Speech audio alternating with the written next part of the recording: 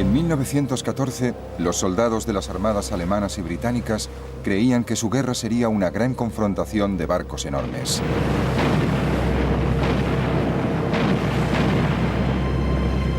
Pero en toda la guerra hubo solo un enfrentamiento naval. El resto de la guerra naval fue muy distinto de lo que se esperaba. Fue una guerra dominada por una nueva arma, el submarino. Los submarinos eran horribles, muy pequeños y muy vulnerables. Fue una guerra de bloqueos y hundimientos a gran escala, y que antes de la victoria final fue fuente de desengaños y desastres. Sobre todo fue una guerra de innovación y avances tecnológicos sorprendentes, desde los cielos hasta la profundidad de los océanos.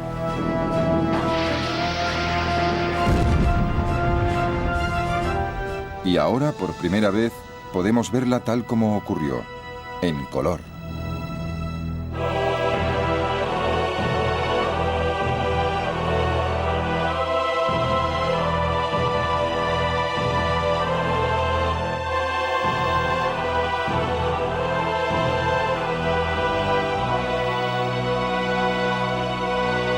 Primera Guerra Mundial en color. Asesinos en el mar.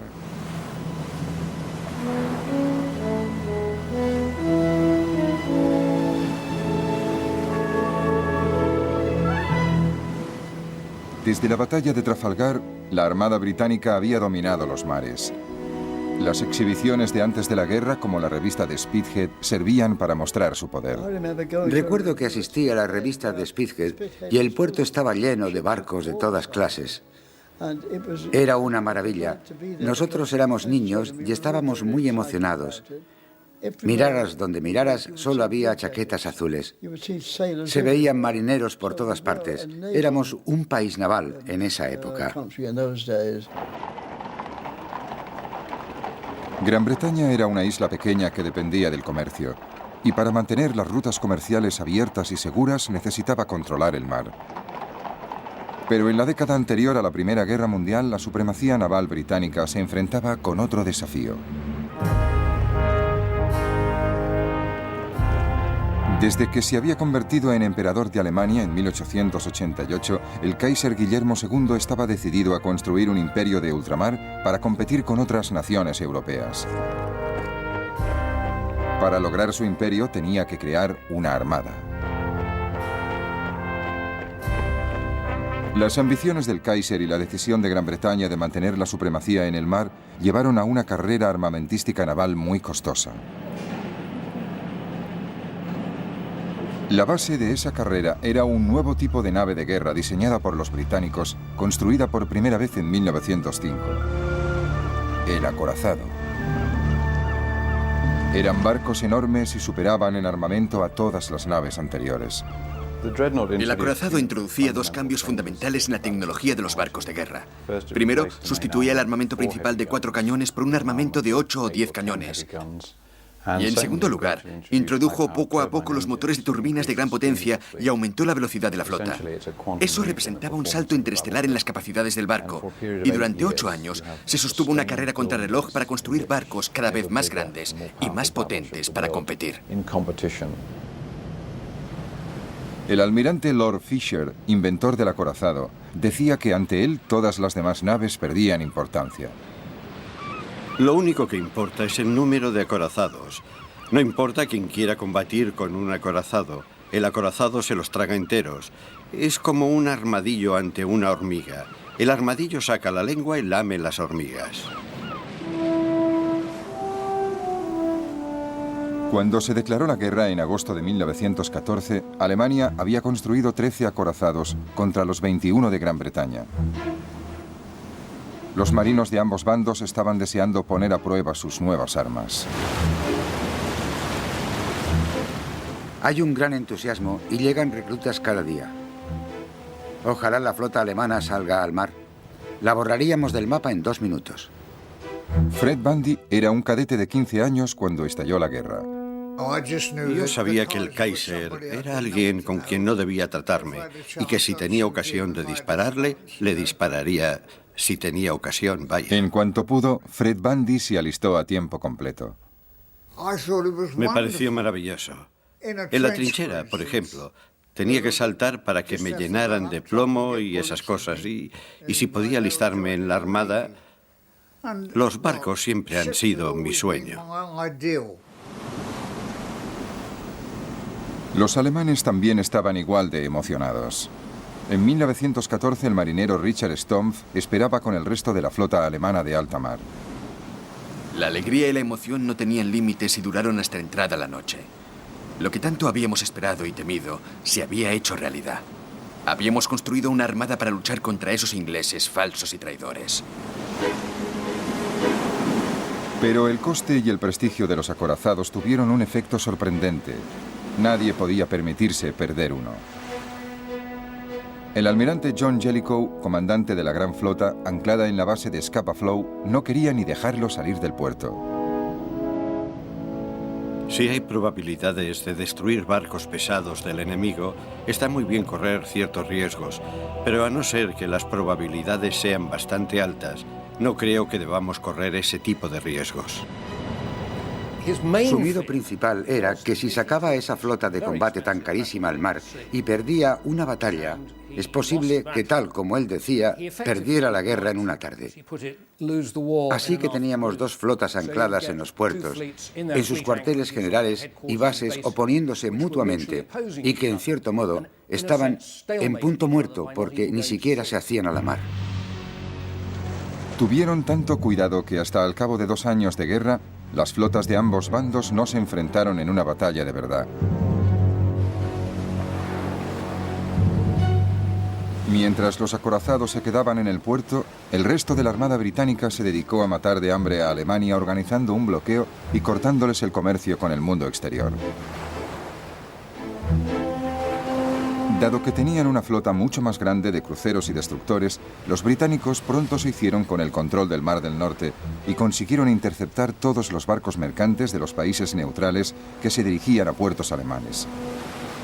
Los británicos, sencillamente, anclaban el barco neutral en uno de sus puertos y compraban el cargamento para su propio uso. Los neutrales no se disgustaban demasiado. Se reducía el tiempo de viaje, volvían antes a casa y les pagaban todo el cargamento. Nadie se lo tomaba mal, solo los alemanes. Los marineros alemanes tenían que conformarse con ver cómo la superioridad naval permitía a Gran Bretaña habituallarse para la guerra, mientras su país tenía que sufrir. Cuando veíamos la cantidad de barcos que llegaban a Gran Bretaña, cuando veíamos cómo se esforzaba el enemigo en importar desde todos los puntos del planeta los materiales que alimentaban sus energías para luchar contra nosotros, es como si viéramos nuestra sentencia.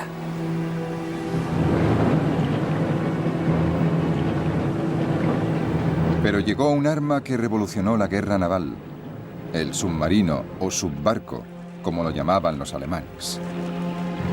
Cuando empezó la guerra, la Armada Británica tenía más submarinos que Alemania. La vida a bordo de un submarino era muy distinta que en un gran barco de guerra. Para mí era claustrofóbico, como se diga. No me gustaba. Me gustaba estar en un sitio de donde pudiera salir. No me gustaba estar encerrado y los submarinos eran horribles, muy pequeños y muy vulnerables. Todos eran voluntarios. Se ganaba un chelín extra cada día. Y no había muchos submarinos, así que tampoco querían muchos voluntarios. Pero más adelante sí hubo más y había que llenarlos.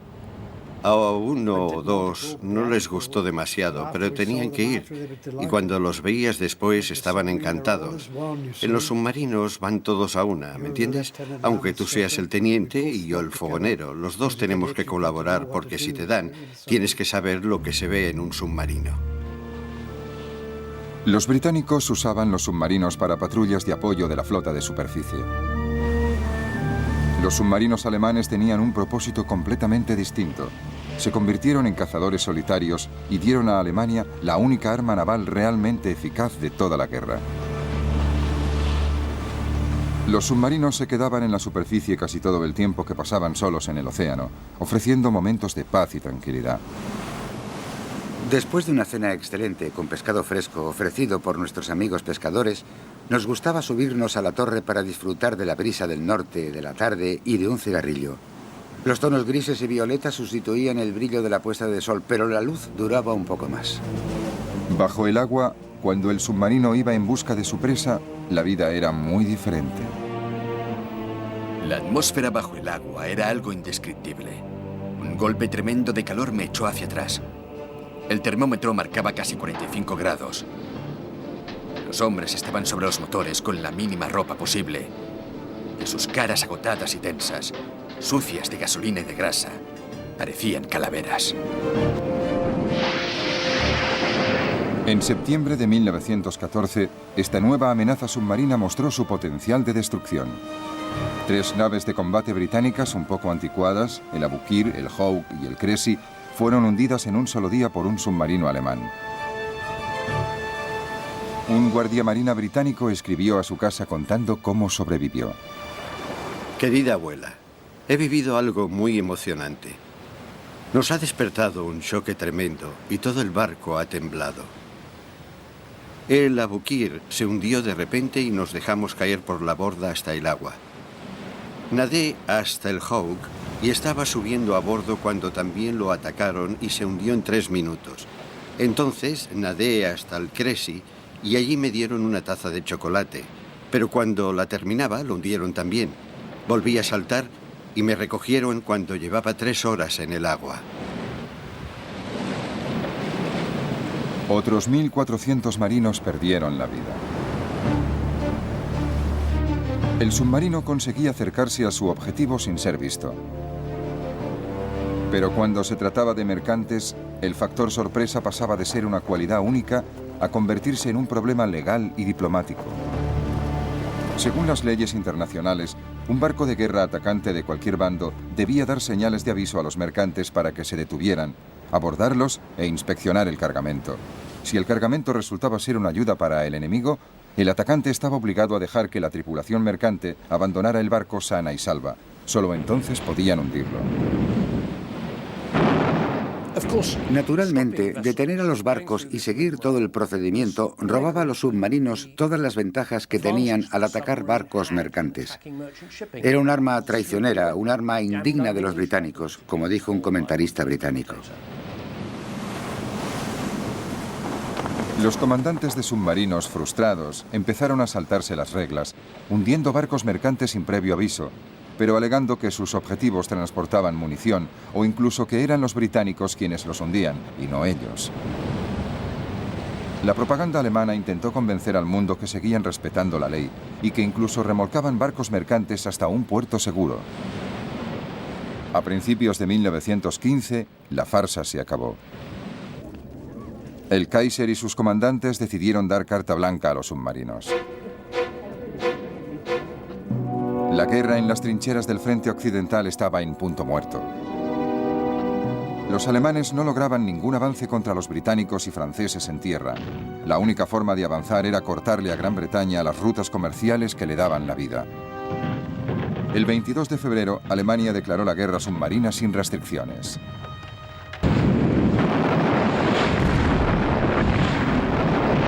Los submarinos abrirían fuego sin previo aviso contra los barcos mercantes que se dirigieran a puertos aliados.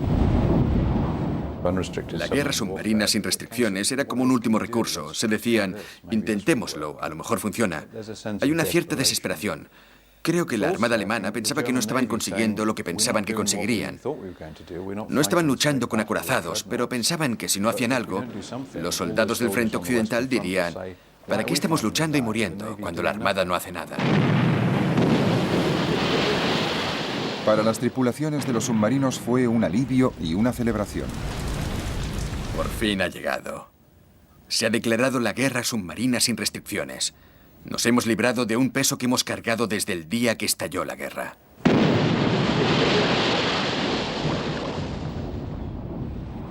En 3 meses, los submarinos hundieron 115 barcos. Pero entonces un submarino llegó demasiado lejos. El 7 de mayo de 1915, el crucero de la línea Cunard, el Lusitania, zarpó hacia Gran Bretaña desde los Estados Unidos. Alice Drury, niñera de una familia norteamericana, cuidaba a su bebé cuando llegó el impacto del primer torpedo alemán. Cogí el Moisés con el niño dentro. Stuart también estaba en la cabina y gritaba: «No quiero ahogarme, no quiero ahogarme». Y me acerqué a él y le dije: «Agárrate a mí, pase lo que pase». La otra niñera me preguntó: «¿Y yo qué hago?». Y yo dije: «Cuida del niño». No les volví a ver jamás, ni a ella ni a Bunny. Más de 1.200 personas se ahogaron en el Lusitania. Les dio a los británicos una auténtica ventaja que explotaron muy eficazmente.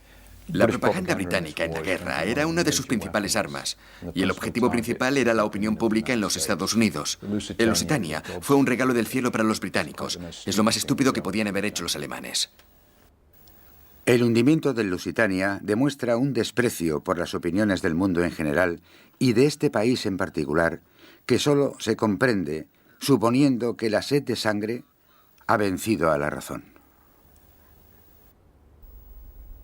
La indignación recayó en gran parte en el propio Kaiser. Fue una crueldad. No debería haber ocurrido. Si hubiera sido un buen hombre, habría dicho: está lleno de civiles, ¿para qué voy a hundirlo? Dejaré que vaya donde tenga que ir. Es lo que habría pensado yo. Mis sentimientos habrían sido esos, pero los suyos no. Lo único que pretendía era darles un buen escarmiento a los ingleses, demostrarles que no era un juego, que iba en serio. El escándalo del hundimiento del Lusitania convenció a Alemania de que debía volver a atenerse a las leyes internacionales. Pero la frustración volvió a aumentar. En noviembre de 1915, el comandante en jefe de la Armada alemana escribió: El submarino no puede perdonar la vida a la tripulación de los barcos de vapor. Debe mandarlos al fondo con sus naves. Así se alertará a todas las líneas marítimas y el peligro que correrán las vidas de sus tripulaciones será un buen motivo para que cese todo el comercio naval con Inglaterra en muy poco tiempo. La gravedad de la situación exige que dejemos a un lado los escrúpulos.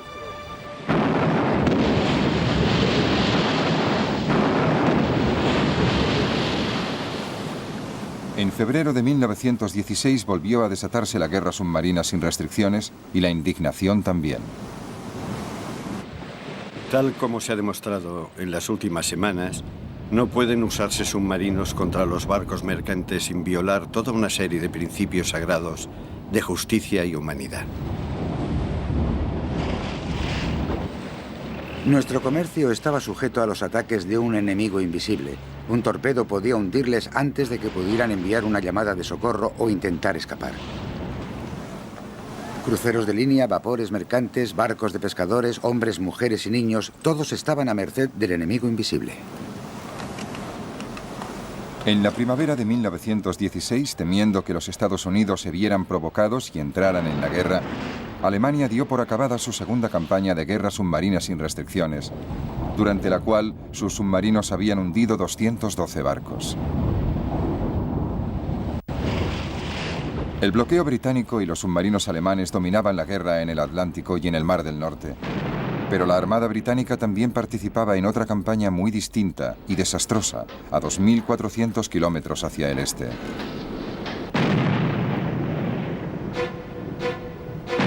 Cuando estalló la guerra, el hombre que estaba a cargo de la Armada Británica era el jefe primero del almirantazgo, Winston Churchill. Al ver que la guerra de trincheras en el frente occidental no iba a ninguna parte, Churchill creyó que la Armada ofrecía otra vía para ganar la guerra. Su plan era atacar al aliado de Alemania, Turquía. Winston Churchill decidió que un ataque sobre Turquía a través del estrecho de los Dardanelos obligaría a Turquía a retirarse de la guerra, permitiría a Gran Bretaña suministrar armas a Rusia y ayudaría a vencer a Alemania quitándole a sus aliados. El objetivo era emprender una gran maniobra estratégica para ganar la guerra atacando en otro punto. En febrero de 1915, los barcos británicos y franceses empezaron a bombardear las fortalezas turcas que defendían los Dardanelos.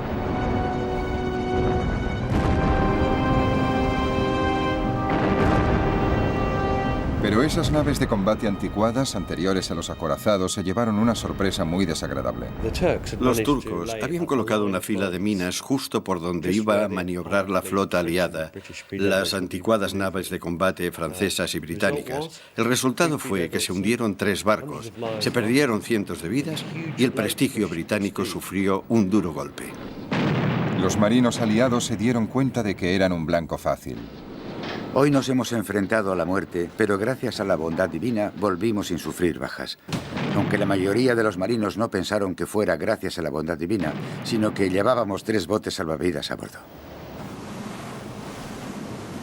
Los dragaminas intentaron limpiar el campo de minas. Lo consiguieron solo en parte, pero finalmente los fuertes quedaron silenciados.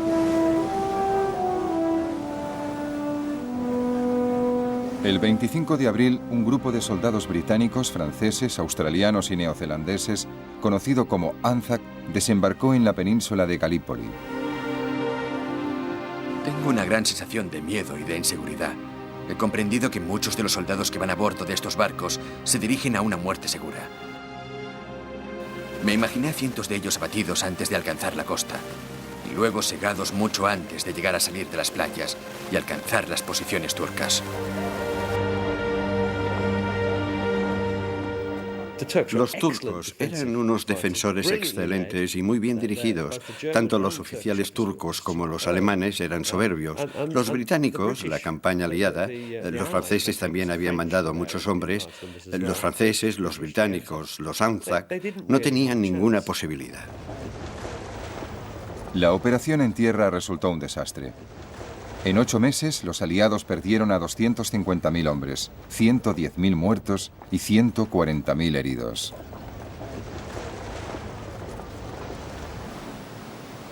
En enero de 1916 se evacuó a las tropas. Churchill se vio obligado a abandonar su cargo. Después del fracaso de la ofensiva de Galípoli, Gran Bretaña y sus aliados no volvieron a intentar ninguna otra gran ofensiva marítima en toda la guerra. Fue la última gran operación anfibia. Eso significa que la lucha se centró en el continente europeo y que todos los combates se libraron en tierra. A diferencia del ejército, parecía que la marina tendría una guerra tranquila. Vigilancias, bloqueos y los detalles de la vida a bordo. No podían traer bastante agua para que se bañaran todos, así que no pudimos bañarnos. Teníamos un barreño de agua y nos la echábamos por encima como los pájaros. Pero los oficiales sí se bañaban y el comandante les ponía una marca negra para que los oficiales jóvenes no se bañaran demasiado. La monótona rutina diaria de guardia, descanso, otra guardia y el único consuelo, el más habitual. Teníamos un corneta que destilaba licores y nosotros íbamos y llenábamos la petaca de ron. Nos pasamos toda la Primera Guerra Mundial tomando ron. Luego cenábamos y había que limpiarlo todo, pero estaba todo sucio y pegajoso. Os digo una cosa. En todos los barcos, hasta en los de combate, había cucarachas y esas cosas. Así que vivías con las cucarachas y para mí, que ellas llevaban una vida más pura que nosotros.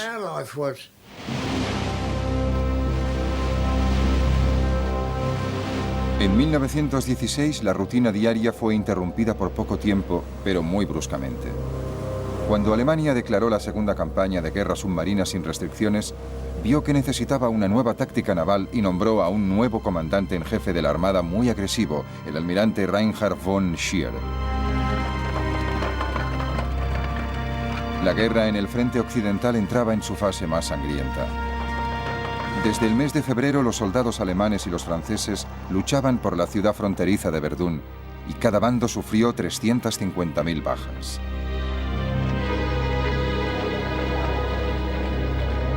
Los comandantes navales alemanes comprendían que no podían quedarse sentados viendo cómo masacraban a sus soldados. Tenían que hacer algo. Al almirante von Scheer se le ocurrió un plan para tender una emboscada y destruir parte de la gran flota británica. Usando sobre todo documentos gráficos de ejercicios navales, es posible reconstruir lo sucedido.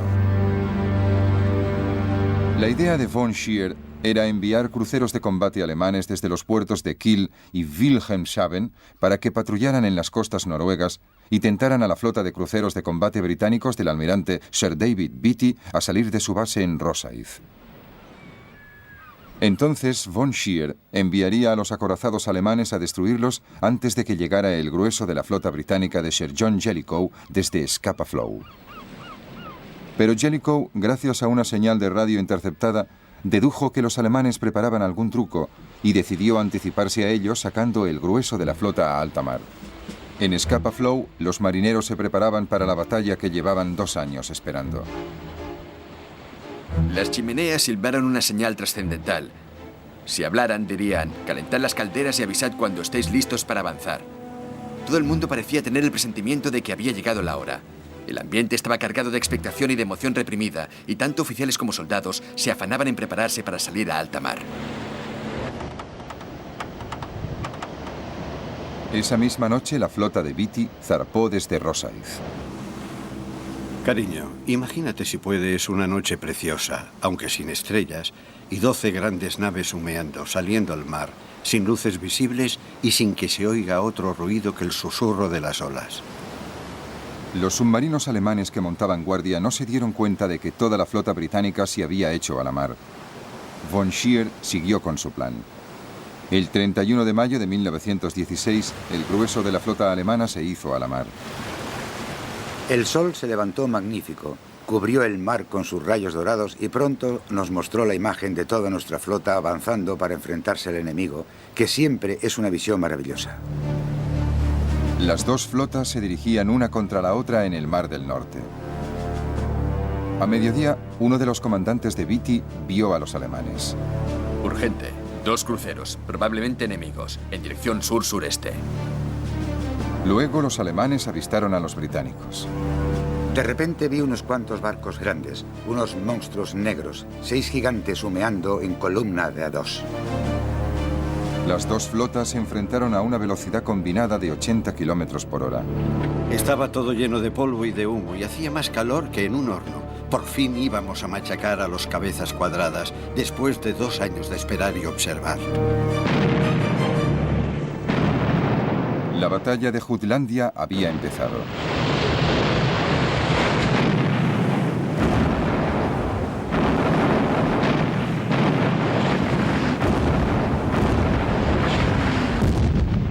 La primera parte fue un gran desastre para los británicos. Por desgracia para Beatty, sus barcos no disparaban muy bien. Tenían la desventaja de la luz y el tiempo, pero no se habían ejercitado demasiado y las naves de combate alemanas tenían una potencia de armas superior.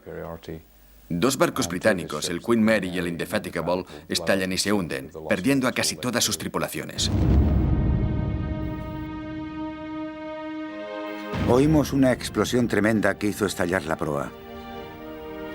Luego oí otra explosión.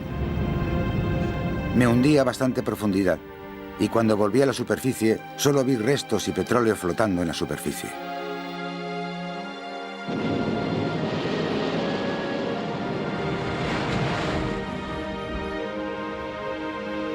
Estaba junto a Sir David Beatty y nos volvimos para ver ese desagradable espectáculo.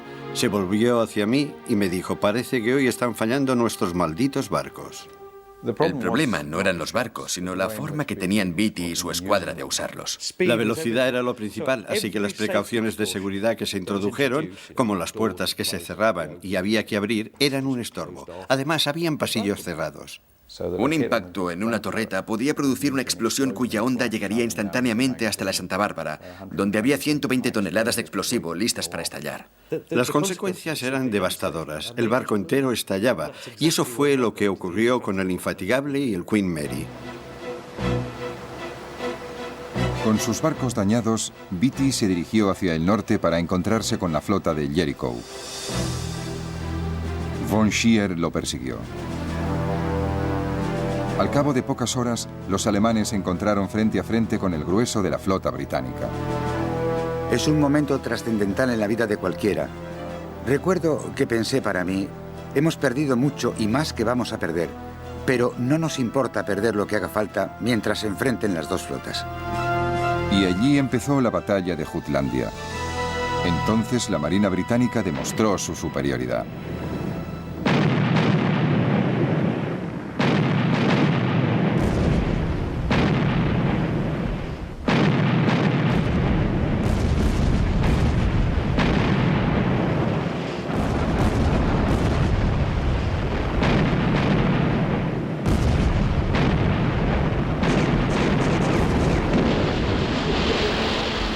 Los alemanes perdieron un acorazado, 4 cruceros ligeros y 5 destructores. Pero los británicos también perdieron otro crucero de combate, el Invincible. De casi 1000 hombres a bordo, solo 6 sobrevivieron. La tripulación de otro barco cercano, el Indomitable, vio cómo se hundía. Los jóvenes oficiales del Indomitable teníamos negros presentimientos desde el día en que zarpamos.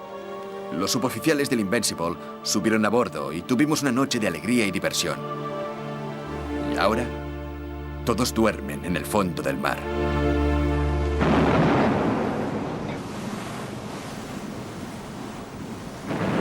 Al anochecer resultaba todavía más difícil afinar la puntería, pero ambas flotas siguieron bombardeándose mutuamente. La noche fue quizás más extraña y espantosa que el día. De vez en cuando se oía una explosión tremenda y se levantaban grandes llamaradas de 30 metros de altura. Estos ataques duraron toda la noche, hasta el amanecer.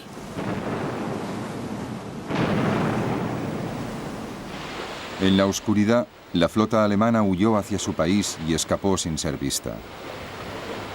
El 1 de junio por la mañana, los alemanes se acercaban a los puertos seguros de Kiel y Wilhelmshaven. Volvimos a puerto y nos dieron café caliente y comida. Como muchos de mis compañeros, no los quise. Nos tumbamos en el suelo en un rincón del barco. Nos daba lo mismo donde estábamos. Nos pusimos a dormir.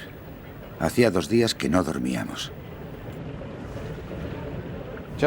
Jutland es una de las batallas más controvertidas de todos los tiempos. Todo el mundo dice que ganó. El Kaiser al día siguiente dijo, la magia de Trafalgar se ha roto, hemos vencido a los británicos. Von Scheer en su informe oficial dijo, no debemos volver a intentarlo, nos borrarían del mapa. Y esa era la verdad. Los alemanes sabían que podían darse por contentos al volver a casa con casi todos los barcos y casi todos los marinos. Igual que los alemanes, los británicos presentaron la batalla de Jutlandia como una gran victoria naval. Pero Jellicoe sabía que sus pérdidas habían sido bastante más graves que las alemanas, tanto en barcos como en vidas. Sin embargo, aún controlaba el Mar del Norte. Para la Marina alemana fue como volver a la casilla de salida. En el frente occidental se mantenía el equilibrio de fuerzas. Los británicos habían lanzado su ofensiva en el Somme con 600.000 bajas. Pero el Somme había costado también mucha sangre alemana. La Marina alemana, con su flota de superficie metida en el puerto, solo podía ayudar a la infantería volviendo a la guerra submarina sin restricciones. En febrero de 1917 se tomó la decisión fatal.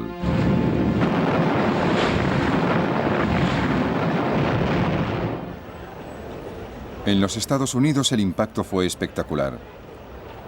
Unos meses antes, Woodrow Wilson había sido reelegido presidente de los Estados Unidos porque decía a su país que no podían seguir aislados de la catástrofe que tenía lugar al otro lado del Atlántico. En esta elección nos jugamos mucho más que los asuntos domésticos. Y en la situación mundial hay en juego mucho más de lo que se imagina nuestra gente. El equilibrio democrático está en peligro. Y su destino se juega no solo aquí, sino en todo el mundo. Después de la declaración alemana de guerra submarina sin restricciones, Wilson, envalentonado por su nuevo mandato electoral, le lanzó a Alemania un ultimátum. Los alemanes no le hicieron caso y aumentaron la producción de submarinos. Ya tenían 110 en el mar. Si no queremos desangrarnos hasta la muerte, debemos aprovechar al máximo nuestros submarinos como arma de guerra para destruir la vitalidad de Inglaterra. Durante los meses de febrero y marzo de 1917, los submarinos lograron hundir por lo menos 500 barcos.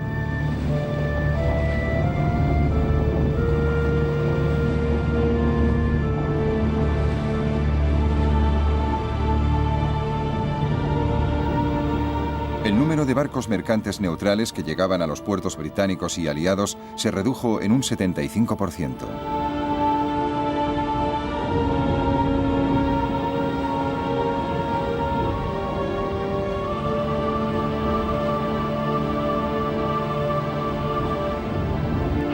Algunos capitanes de submarino alcanzaron unas cifras de barcos hundidos increíbles.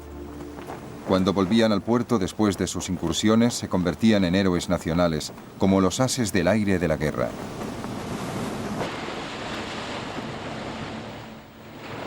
Los alemanes usaron toda clase de trucos propagandísticos para ensalzar como héroes a los capitanes de submarino y a su tripulación.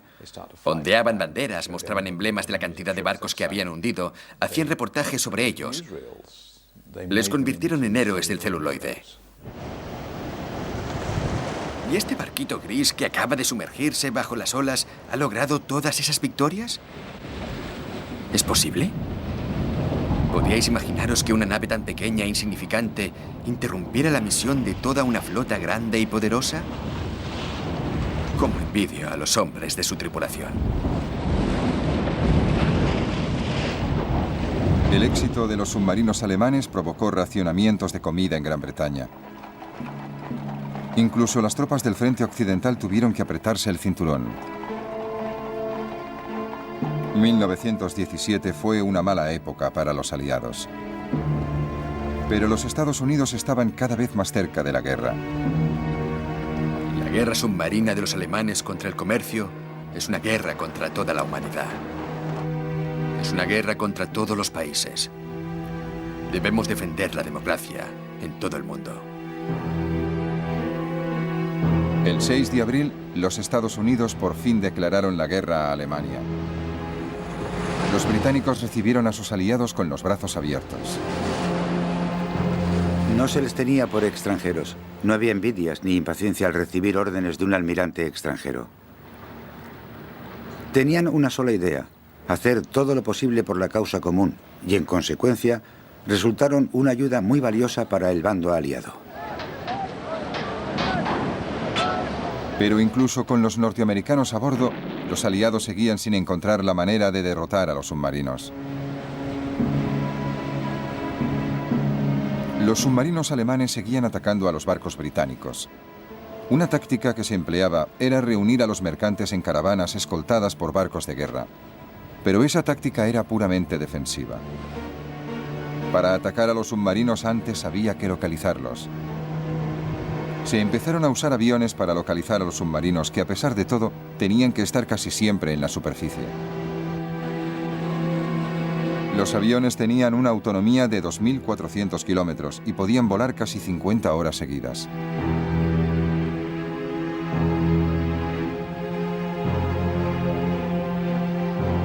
Los barcos volantes y los hidroaviones iban armados con torpedos, bombas y ametralladoras para atacar a los submarinos que encontraran en la superficie. Nos atacó un avión. Se acercó a nosotros aprovechando que el sol nos deslumbraba y como tarjeta de visita nos soltó una carga de bombas que podía habernos costado la vida.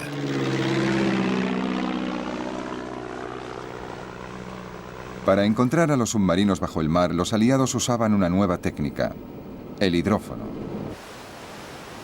Era un micrófono que se colocaba bajo el agua y detectaba el sonido de los motores eléctricos de un submarino. Entonces se podía calcular a qué profundidad se escondía. Luego se ponía en juego otra arma nueva: las cargas de profundidad, que eran minas lanzadas desde los barcos y reguladas para que estallaran a una profundidad determinada. Una carga de profundidad estalló con un ruido tremendo. Perdimos las esperanzas a medida que aumentaba el riesgo de morir aplastados o volados en pedazos. Seguimos trabajando aunque fuera para distraernos del inminente destino que nos esperaba en el fondo del mar.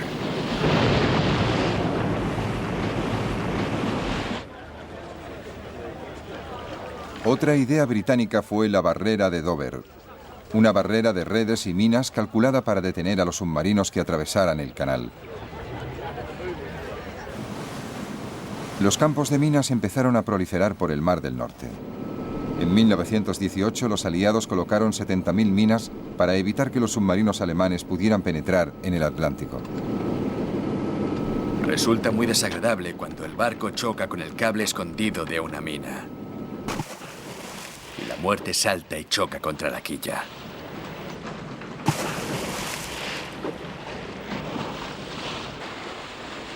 Dragar minas era una misión muy peligrosa. De vez en cuando los submarinos conseguían colocar minas cerca de los puertos británicos. Una vez recuperadas podían desactivarse individualmente.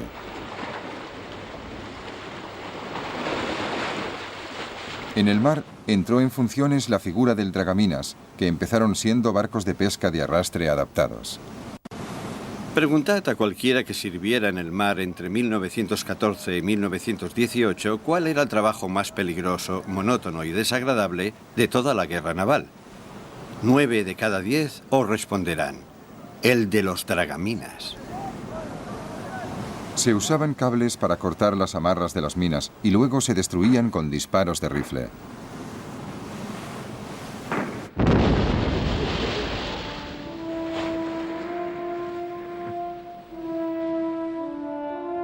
Un invento ingenioso era el cebo para submarinos o nave camuflada. No había señales de vida a bordo. Salimos a la superficie. De repente el barco volvió a la vida. Se abrieron las portillas escondidas. Los artilleros se pusieron al cañón de proa, descubrieron otros cañones y nos lanzaron una lluvia de fuego devastadora. Por fin, los británicos intentaron cerrar los puertos de submarinos de la costa belga.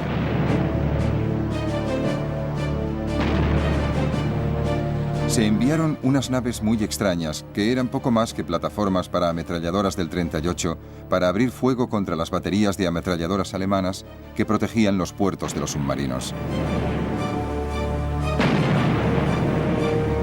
En abril de 1918, los alemanes atacaron el puerto de Zeebrugge. Los aliados hundieron deliberadamente 3 barcos viejos en la entrada del puerto para que los submarinos no pudieran entrar ni salir.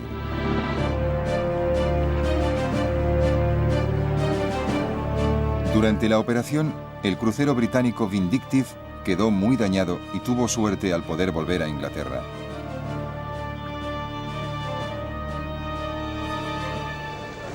A principios de 1918, esta combinación de estrategias logró controlar la amenaza de los submarinos. Las tropas norteamericanas podían llegar sanas y salvas por el Atlántico hasta Europa. La victoria era inevitable por una simple cuestión de números. Pero los británicos también habían vencido la batalla del bloqueo, en parte por su disposición a aceptar el racionamiento. La carne, la mantequilla y la margarina se convirtieron en lujos, y las patatas eran la dieta diaria.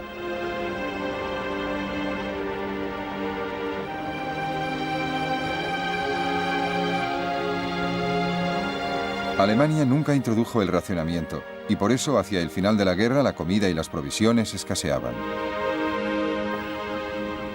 La guerra total se basa en usar lo más eficazmente posible los recursos del país. En la Primera Guerra Mundial, los alemanes usaron sus recursos de una forma muy poco eficaz. Sacaron a todos sus agricultores del campo y los enrolaron en el ejército y los usaron para la batalla. No les sustituyeron. La productividad agrícola se vino abajo. No movilizaron su fuerza de trabajo femenina. Apenas movilizaron ninguna otra fuerza de trabajo disponible. La producción agrícola se vino abajo. Entonces tuvieron que importar comida. El bloqueo británico hizo que no pudieran importar comida. Poco a poco, las raciones de los alemanes se fueron recortando. Y si al principio comían muchas grasas animales, al final vivían solo de nabos.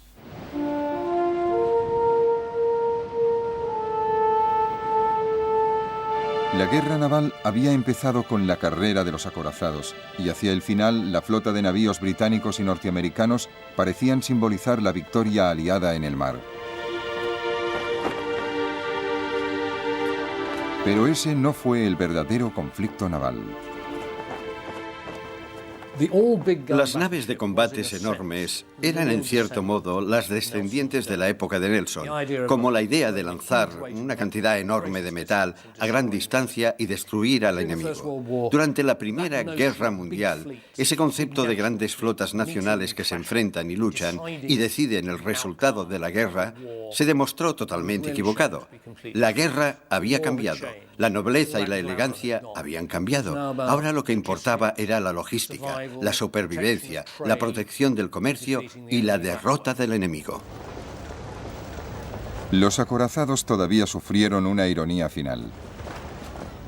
El 10 de junio de 1918, el acorazado estrella de la Marina austríaca, el Sven-Isvan, zarpó hacia el Adriático. Inmediatamente fue tocado por 2 torpedos italianos. Tardó solo 3 horas y media en hundirse.